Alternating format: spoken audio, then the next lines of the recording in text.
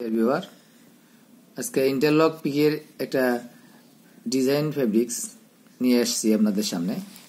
ফেব্রিকটা দেখতে এরকম, এটা এক সাইড, অন্য পার্ট প্লেন, একটা সলিড কালার। তো এখানে আমরা ইউজ করেছি 30 সিঙ্গেল ডাইডিয়ান, এটা ব্লু কালার, আর 28 সিঙ্গেল ডাইডিয়ান ইউজ করেছি, এটা হলো হোয়াইট কালার ডাইডিয়ান। এটা 20 গেজ একটা মেশিনে করা।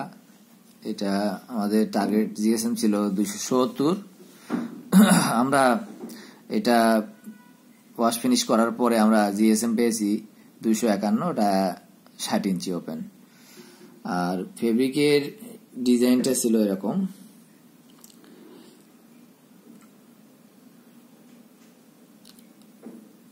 ব্লু এবং হোয়াইট কালারের সংমিশ্রণে হয়েছে কাপড়টা। এটা এখানে হলো নিডেল আছে 1 to 1 2 ইন্টারলগেটিং করা।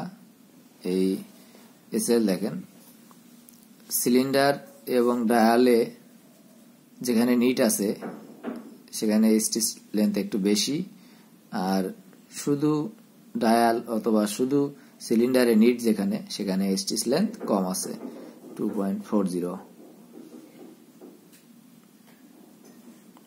ভিডিওটি ভালো লাগলে লাইক আর শেয়ার করবেন, লাইক কমেন্ট শেয়ার করবেন আর সাবস্ক্রাইব করবেন। ধন্যবাদ, দেখা হবে পরবর্তী ভিডিওতে।